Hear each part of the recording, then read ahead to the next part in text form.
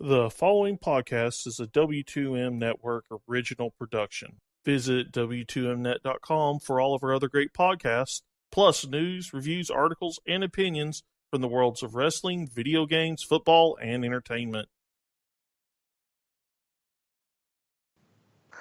And we are live to tape to the W2M Network with the Wrestling to the Max Smackdown live review here on the W2M Network, available online at W2Mnet.com. Good evening, everybody. I am your host. My name is Harry Broadhurst. Joining me back in the saddle once again, the co-hostess with the mostest, Miss Liz Pugliese. Hello. And my arch nemesis, at least when it comes to the W2M Network, Brandon Biskobing. Hey, I think this is the first time that we're actually having a three-person show. No, it is not, but thanks second. for participating. Oh, okay. Jeez. What an impression I left, but no. I just realized something, Brandon. What? You are the Skeletor to my He-Man. Oh, Lord. Or vice Or versa. let's make it relevant to SmackDown. I'm the Kevin Owens to your Shane. Oh, no. I'm Kevin here. Let's get that straight. Anyway. What do you say we get tonight's episode of the SmackDown Live Review started here by opening with an in-ring promo by the champ who runs the camp, the face that runs the place, the man with the more nicknames than you can shake a stick at, AJ Styles.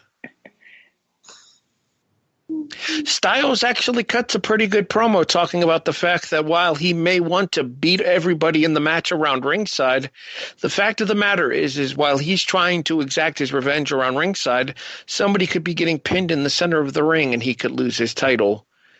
He's taking us on a tour de ringside in the process of doing so, showing the announce table, the ring steps, yada, yada, yada, yada, yada. Him making Renee move around the ring to show her different parts of the ringside was great. Renee had to get some exercise. Yep. It's limited, especially with Ambrose off the road. Anywho. Eventually, Styles is interrupted by first Baron Corbin, because reasons. Well, I guess technically because they had to set up tonight's main event, and then eventually by Kevin Owens as well. Corbin does talk to the fact that the last time him and AJ Styles met, he beat Styles, which is technically accurate. It was a U.S. title retention by the Lone Wolf once he won the belt from Styles back at No Mercy, maybe? I believe you are correct. The SmackDown monthly pay-per-views all run together. Anyway. And then Owens comes out and Smack talks Corbin, talking about the fact that the reason that he lost to Corbin last week is because he got forced into the match at the start of the show and he didn't have adequate time to prepare for the match. That leads Shane McMahon coming out and yet again sticking the screws to Kevin Owens by first announcing that it will be Styles and Corbin in our main event and that Kevin Owens will be taking on Dolph Ziggler this week, and that match starts right now. Your guys' thoughts on our revolving door opening promo that started SmackDown tonight. Liz, I'll start with you. Other than AJ's, for me, flop with the whole Boyle reference, because I didn't get it at first. It was alright. It was pretty good. You know, like Brandon said, having Renee move around the ring, I think that was the highlight of it. I think Corbin was, pretty decent as well. Wasn't bad. Brandon? Yeah, I mean, the beginning of this promo was definitely the best part of it. First with AJ having to stop and acknowledge the crowd because they were interrupting Renee with cheers for AJ, which was great. And it shows good audience presence by AJ to notice the crowd reactions and everything. And then AJ, giving Renee a tour of the ring and ringside was great. But then it kind of devolved from there. I mean, it's what you expect, especially with them building to two matches tonight. But, the Corbin stuff, yeah, he makes a good point. The fact that that he beat AJ the last time they faced off 1-on-1. But then KO, like, he kind of started to ramble there. Like, I didn't even, like, fully, get all of the things that he was saying. But, it's what you expect from KO, him saying that Shane has screwed him and yada, yada, yada. So, I mean, it's a good promo for what it's worth. It was used to build a couple of matches for tonight, and it did its job effectively. Our opening contest, scheduled for one fall, is Kevin Owens and Dolph Ziggler, as previously mentioned. Ziggler has Owens set up for the finish when Sami Zayn's music hits, and everybody knows that wrestlers are completely and entirely vulnerable to somebody else's theme song hitting. Ziggler's distracted. Owens super kicks him about as hard as humanly possible in the back of the head, a spot I do not like seeing, but that's neither here nor there. Owens picks up the win at just a shade under 13 minutes. Brandon, I'll start with you. Your thoughts on our opening contest. I mean, it was a solid match. It's a good way of getting Owens and Zayn back on the same page, which it does. And I had no problem with the spot, with the super kick. Ziggler's a pro. He knows how to handle those types of spots.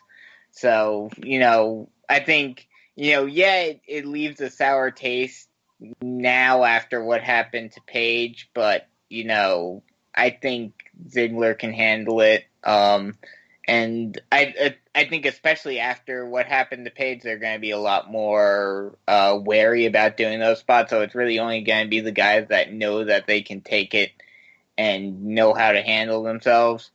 So overall, it was a good match. I enjoyed it, and I enjoyed the Zayn interruption. Brings them back fully together. We'll talk about that more later, I'm sure, with their promo together in the back. Getting good overall suspense. Liz, I agree with Brandon. It was a good match. I was kind of surprised at the forcefulness of the kick. I actually kind of jumped when I saw it. I thought I laughed with the whole, Sami coming out and Dolph completely, distracted. And like you said before, overall, it was a good match. I mean, we're going to get more Ziggler Owens or Ziggler Zayn. It's not a bad thing, Might lead to something good. It was an enjoyable match. I'm going to agree that it was an enjoyable match, but in this day and age, knowing what we know about blows to the head, I'm not sure that I like somebody getting super kicked in the back of the head. I know that the super kick is an easy move to pull, but something just doesn't sit right with me in regards to that in this day of CTE. No, I can understand that. I when I saw it, I wondered, did he mean to be that, forceful? Snug? But, if you're using that logic, then Enziguri should go away entirely. I think the Enziguri has run its course, especially since 9,673 different people use them every single fucking match. Anyway, I'm in a mood tonight. Don't worry about me. I've noticed. Damn migraines, I'm telling you. All right, let's continue on.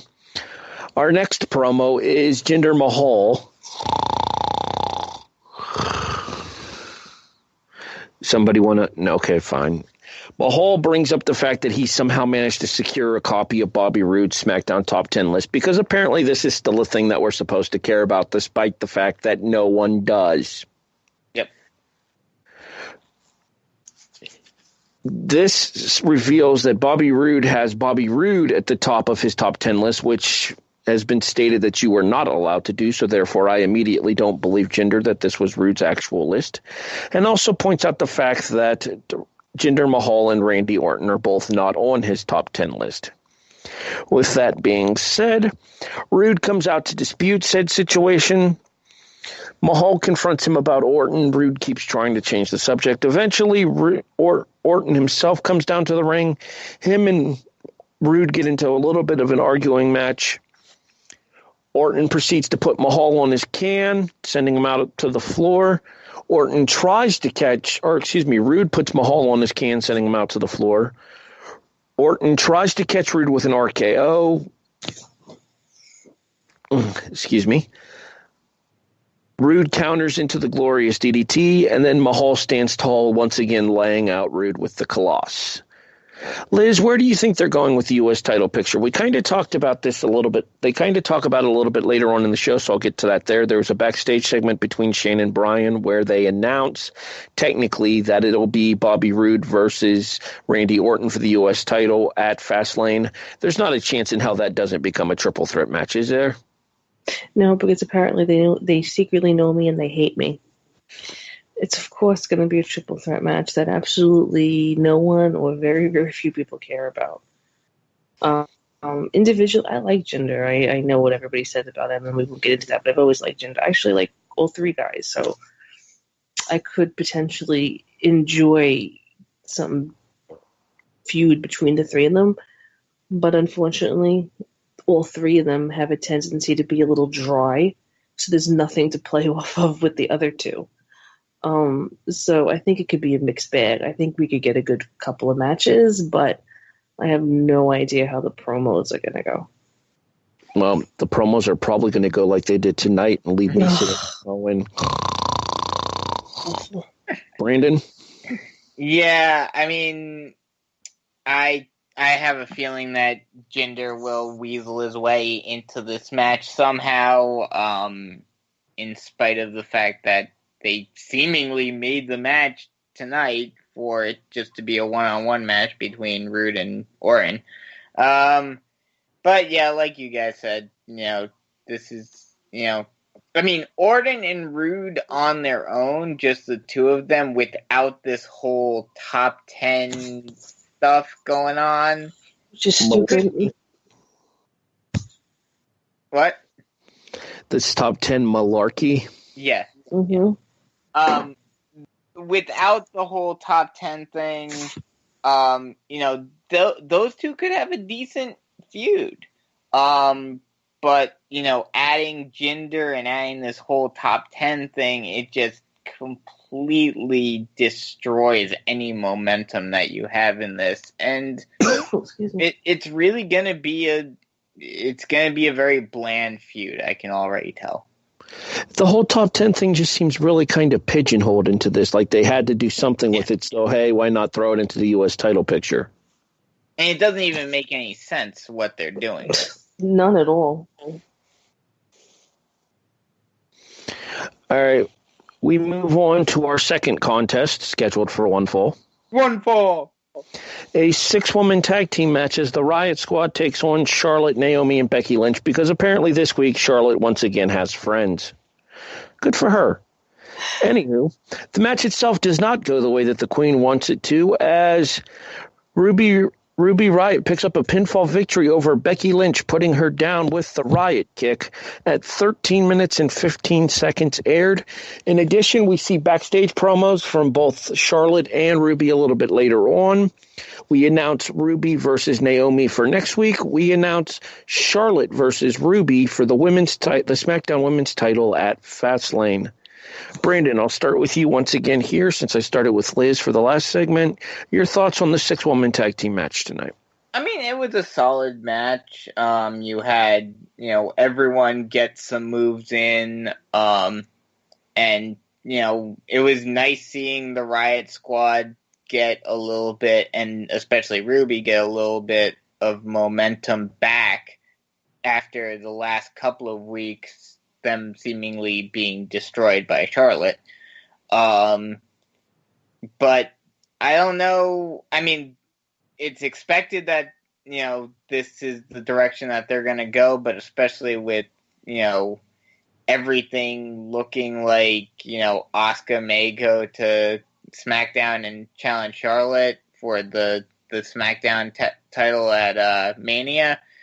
I don't know how this is going to play into anything. I mean, it seems like they're just going to do a very quick, a couple of week feud between Charlotte and Ruby, and it's really not even going to be those two one-on-one. It's going to be Riott Squad against, the Friend Coalition or whatever you want to call it. I'm going to officially dub them Friendzo Flair as of tonight. Friendzo Flair, that's a good one. Even in my mildly altered state, I still come up with something reasonably interesting. All right, Liz, what were your thoughts on the 6-woman tag?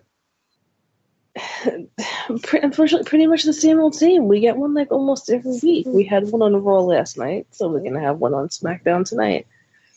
The evil side. At least we did get an hour-long gauntlet, or hour-and-a-half-long gauntlet match on SmackDown. I would have preferred it. The evil ones won last night. The evil ones won this night. I think the Riott Squad definitely, like Brandon was saying, definitely needed to win this week to give them some of the momentum back. It was a serviceable match. It wasn't bad for the same old 6-woman tag match that we've been getting almost every week. It was probably one of my favorite ones. Is what it is. The backstage segment with Sami Zayn and Kevin Owens here, and they talk about the fact that they've been kind of letting everything between Shane and them get in between their friendship. And Sami says that he's going to make the ultimate sacrifice. Together, they're better than anybody else in the match at Fastlane. Sami promises to help Kevin take everybody out, and then he will do the right thing and lay down for Kevin Owens in the middle of the ring to give Owens the SmackDown title. Kevin doesn't seem to believe him. We fade away on that mental image and technically image.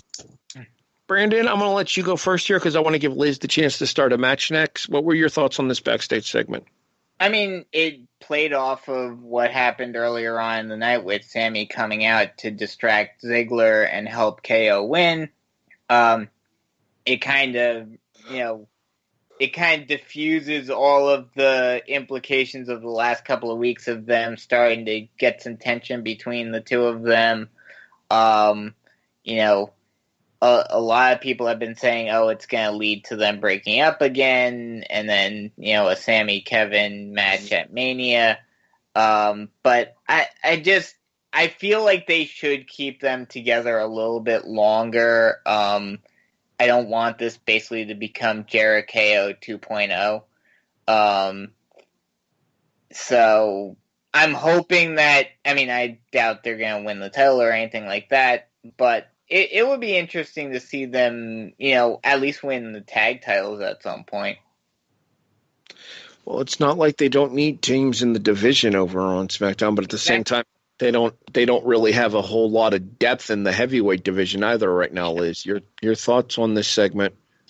I don't see either one of them winning, either. If one of the two of them did, it would most likely obviously be Kevin. Part of me, who's been watching this forever and ever, my initial thoughts was, this perfectly sets Sami up for turning on him. Which again, I agree with Brandon. I hope that they don't. I'd like to see them stick around as partners for a while. I think it's too soon on the heels of. Jericho's been gone a while, but I think it's still too soon to repeat that best friend turning on each other thing. But it'll be interesting. I think they could drag out some pretty interesting stuff together for a while. It's just a year ago that Jericho had the whole Festival of Friendship thing. So, the day before my birthday last year, actually, and my girlfriend's first ever episode of Monday Night Raw that she watched. Oh, great episode to watch. Woo-woo. She very quickly became a Chris Jericho fan, which made me fall in love with her all the more. Moving on. My birthday's Saturday, so let's see what they give me for a present at the pay-per-view on Sunday. You're burying the lead, Liz. Shh. I'm just hoping, like Liz says, I'm hoping that this goes reverse of seemingly every other Kevin Owens relationship in WWE so far, where this time around Sammy turns on Kevin whenever they do end up breaking up. But like we both said, I would like them to continue this longer and have them continue for a while and maybe go into the tag team division. And yes, I agree with you, Harry, that the heavyweight division, the main division, is a little short-staffed right now. But with having, starting to build Corbin back up, with building Ziggler up, you can move those two into the tag team division while also having them still do stuff higher up with AJ as well. Kind of like how the New Day has done some things, not as much obviously, but they have done some things in the heavyweight division as well. And plus, I doubt it'll happen, but I want the Ring of Honor fans to come in and give Kevin and Sammy the Chucky T and Beretta treatment and do a best friends chant. Our next contest scheduled for one fall. One fall. We do it because they won't let the announcers in the WWE do it anymore. Anywho. Tag team title number 1 contendership as the New Day takes on Chad Gable and Shelton Benjamin. I almost said Chad Benjamin. Forgive me. I'm tired. My head hurts. Anyway. The contest itself sees Kofi Kingston get involved, distracting the referee towards the finish, allowing the referee to miss the pinfall attempt by Shelty B after the powerbomb hooking lariat combination by himself and Gable. Eventually, Xavier Woods gets the tag in. The referee apparently sees it. Gable and Benjamin do not, so they can continue their situation with the referees being biased against them. And Xavier Woods hits a shining wizard, air quotes, on an audio podcast to put down Shelton Benjamin and make the New Day the number 1 contenders to the tag team titles. That is until right after the match, as the New Day is about to head back up the ramp, when the Bludgeon Brothers music hits. We'll talk about the Bludgeon Brothers match next. Liz, your thoughts on the New Day versus Gable and Benjamin? As much as I like both sides, I can't really say that it was anything special. I think it had the predictable outcome. As much as I love the New Day, excuse me, I was actually hoping that Benjamin and Gable got the win. I think it definitely would have benefited them more than the other team. It was a serviceable, my word of the day, little, match. It gave us the same old number 1 contenders that we've had before. And we'll just see where it leads, really. I mean, honestly, I don't even think I paid that much attention to the match because I rather figured that New Day was, going to win. It was a decent match. Gave them something to do. Brandon, we are 3 weeks away from the pay-per-view Fastlane here. Is there any chance that the New Day actually keeps this number 1 contendership, or are the post-match shenanigans that we saw come forth going to be a sign of things to come? I have a feeling, especially with how WWE has been going over the past, month and a half now, I think that this is going to end up being a multi-man. Yeah, I think it's going to be a fatal 4-way, honestly. They hate me. Because, I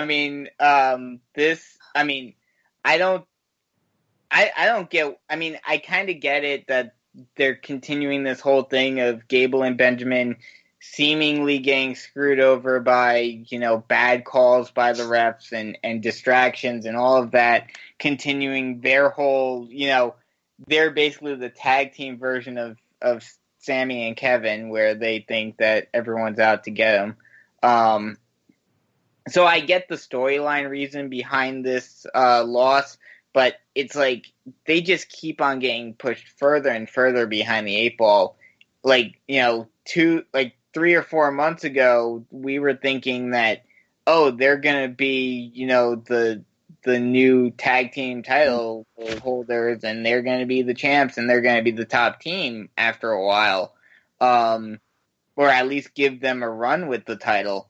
And it just still hasn't happened. So it's kind of like, their time is starting to run out. But like I said before, between the shenanigans that happened in this match and then Bludgeon Brothers coming out immediately while New Day is out in the match, and the match is still going on without any commercial break or anything, this just has a feeling that, Bludgeon Brothers are going to force their way in somehow, basically saying, hey, no one can beat us, so put us in the match.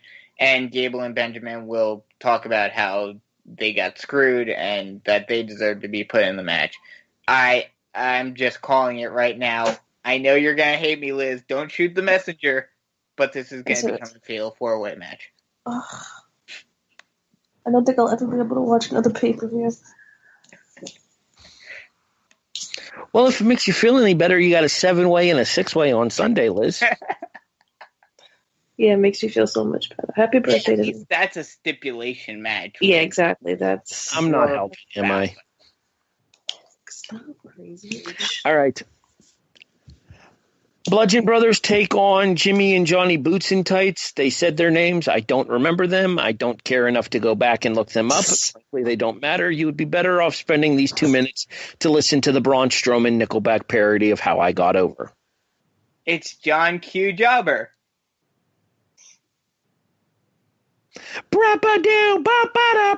Anywho, we officially get confirmation that it will be Ruby Riott and Charlotte next week or at Fastlane for the women's title. We already talked about this earlier.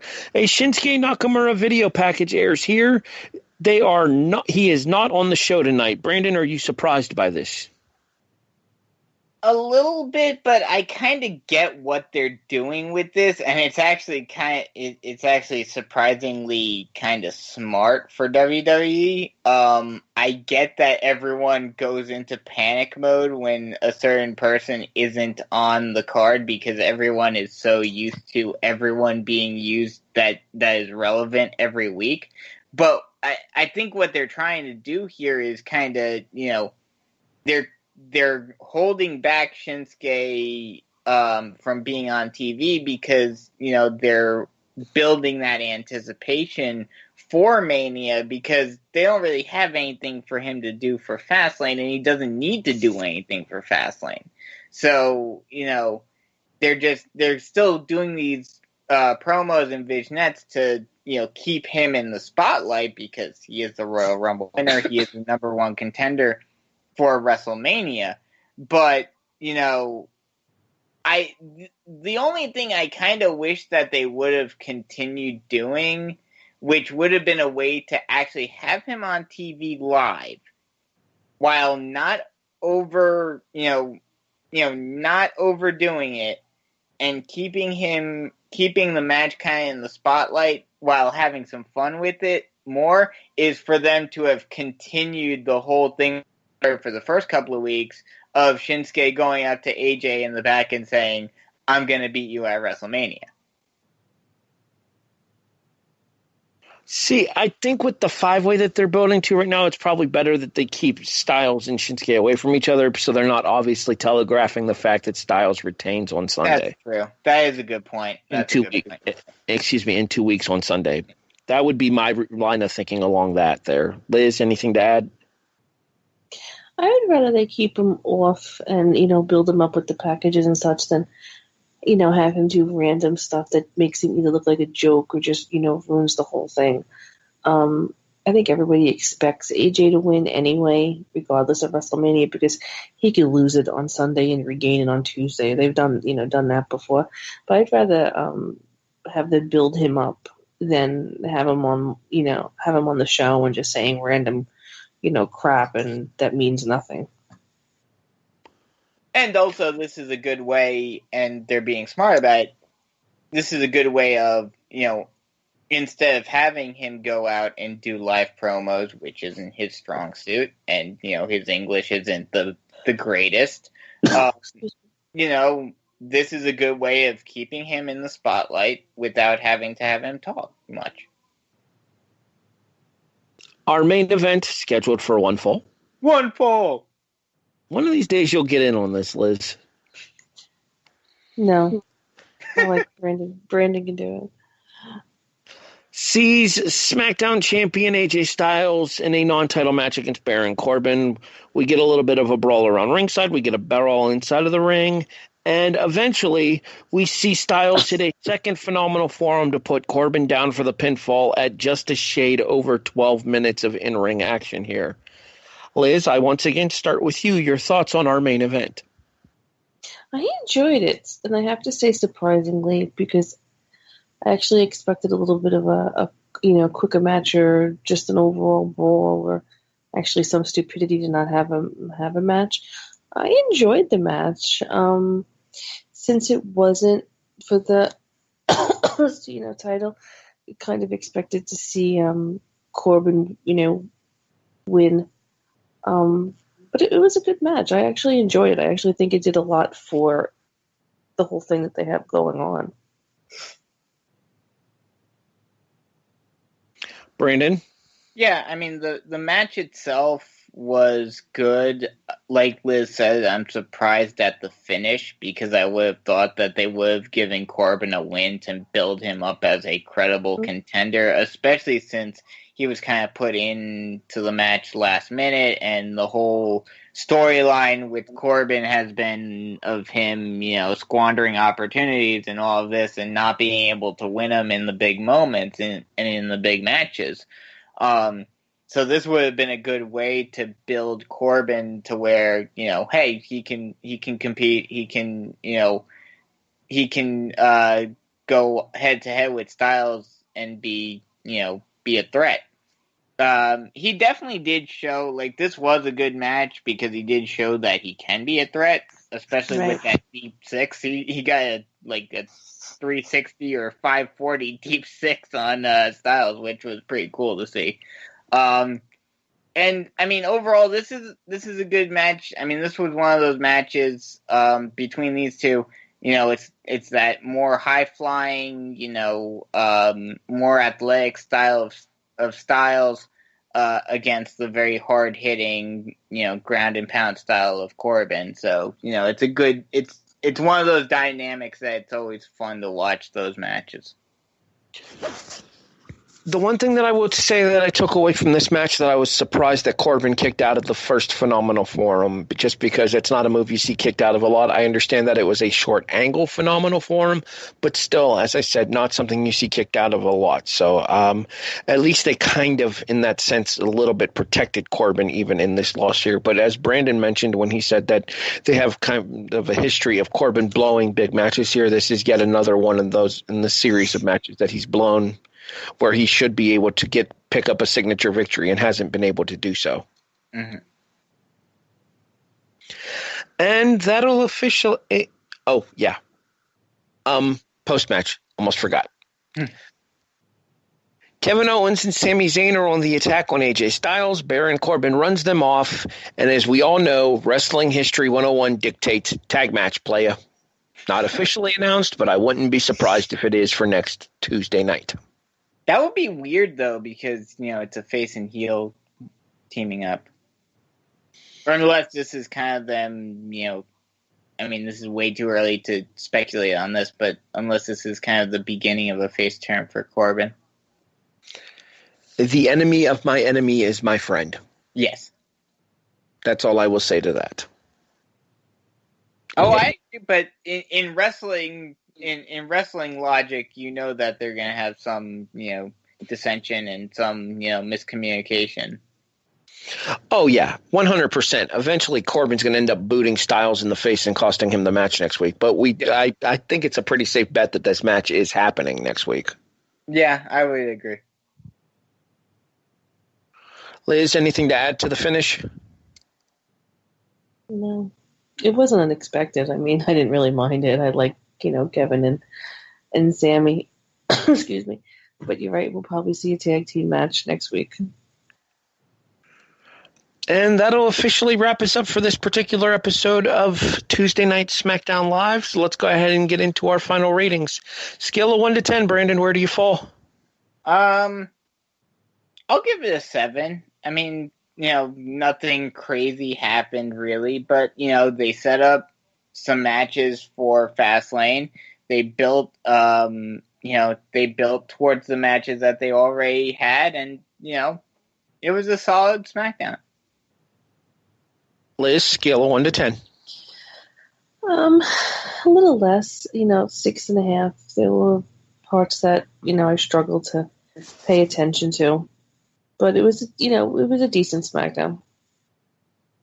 See, I'm actually going to agree with Liz on this one. I'm going to give it a 6.5, and I think that the reason I'm going to give it a 6.5 is because compared to Monday Night Raw there, I don't think it quite stood out as much. Granted, as Brandon mentioned, and he was jokingly bringing it up earlier, Raw did have that 106-minute marathon match on Monday night there, and while I don't think you can do something like that with SmackDown, obviously with the time frame, I do feel like a match like that will help Raw stand out this week in terms of overall show quality to SmackDown, whereas most of SmackDown's match felt like, and this is my big word for the day here, my one-word review for tonight's episode of SmackDown, the one-word review I have for tonight's episode is filler.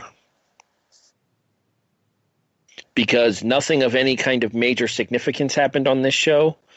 And to borrow a horrible line from a horrible interview, it wasn't a good show, it wasn't a bad show, it was a show.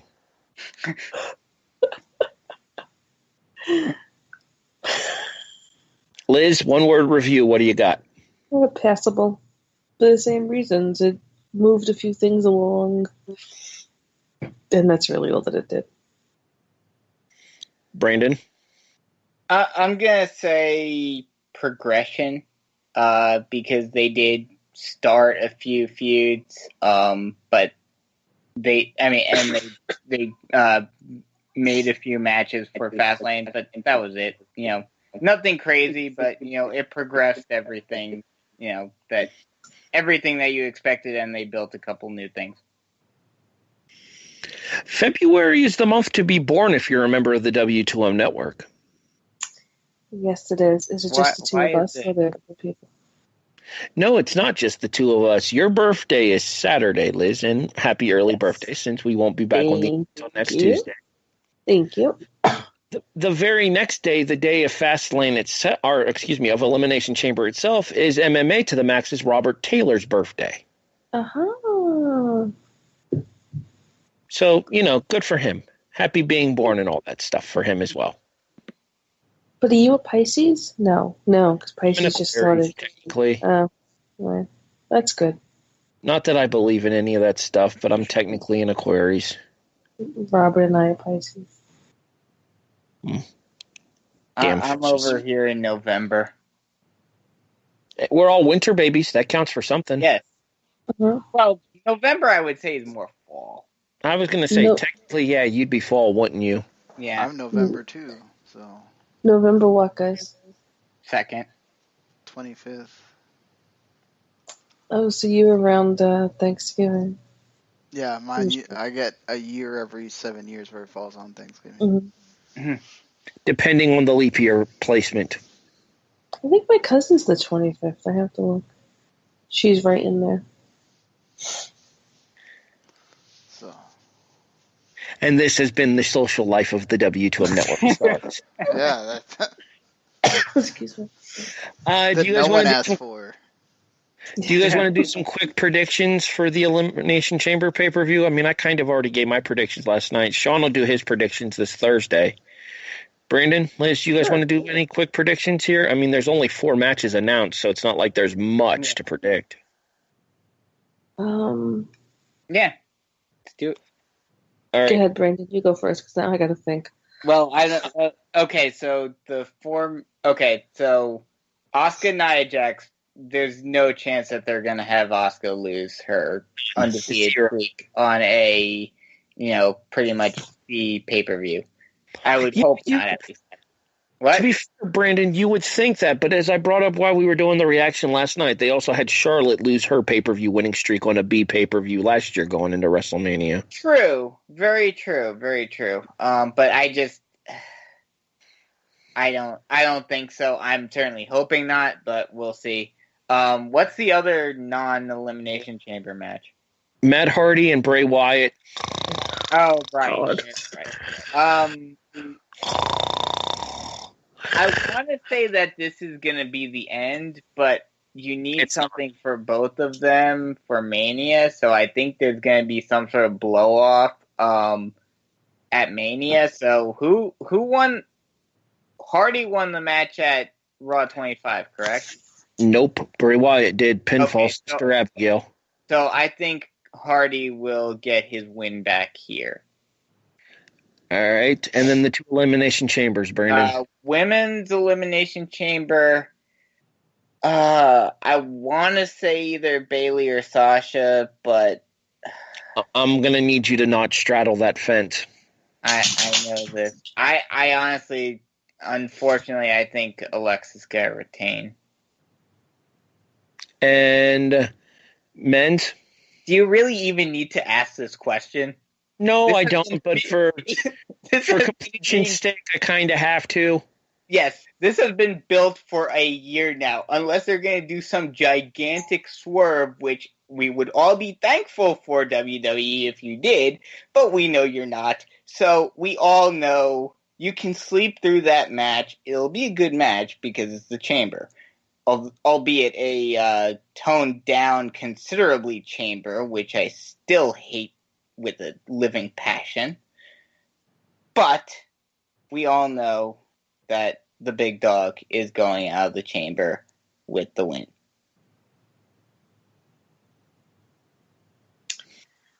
Liz, same 4 matches. Who you got? Asuka, of course. Bray and Matt, which I didn't even know was on the card, which is why I made Brandon to go first. I'm going to be different. I'm going to say that they're just going to beat the you-know-what out of each other, and they're both going to be counted out or something stupid like that. I could also see that. I'm going to go with Sasha because they like to give her a championship that doesn't last long every so often, and I think she's due. And I am going to be different and say, because we all know that Roman's going to win, but what the hell. I'm going to say that they're going to give it to Seth. I really want Braun to win just because I kind of want to see Braun and Brock shoot on each other at Mania. Everyone wants either Braun or Finn to win this match, but it's not going to happen. All right. I'll give the same predictions I did on Monday night. Asuka over Nia. Asuka taps Nia. Woken Matt Hardy defeats Bray Wyatt when brother Nero makes his WWE debut. Is he coming back? He's said to be cleared, so that would be my guess. That would be cool if it happened. Sasha Banks wins the Women's Elimination Chamber match to set up that rematch with Asuka at WrestleMania, where Asuka once again beats her to take the title, and it's not a good match. Not doing that again. Yeah, Roman wins the men's chamber. This thing's been written on the wall since, like Brandon said, basically since Seth cashed in at 31, it's been written on the wall that Roman was eventually going to get his win on Brock. We just didn't know when. You really think so? I don't know. I don't know if it's been written that long, but it's definitely been written since last WrestleMania. They might all take us all for fools. Ugh. We'll see what happens and what gets added to the card as well, because obviously they're not going to stick with just 4 matches on this show, especially with 3 hours of pay-per-view and a 1-hour pre-show to get through.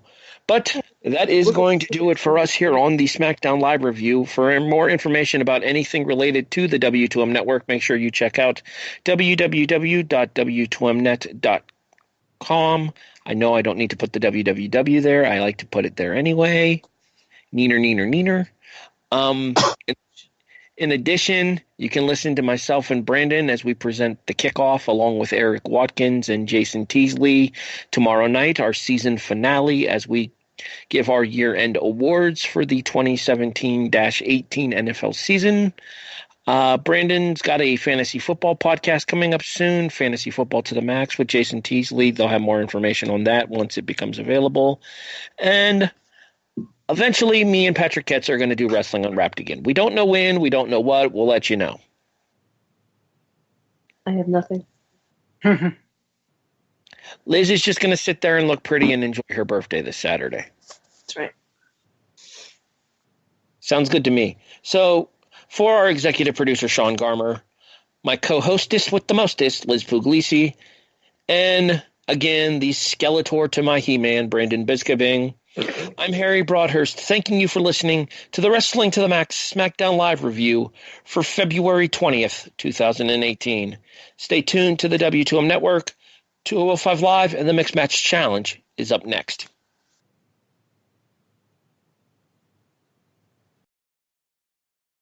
The following podcast is a W2M Network original production. Visit W2Mnet.com for all of our other great podcasts, plus news, reviews, articles, and opinions from the worlds of wrestling, video games, football, and entertainment.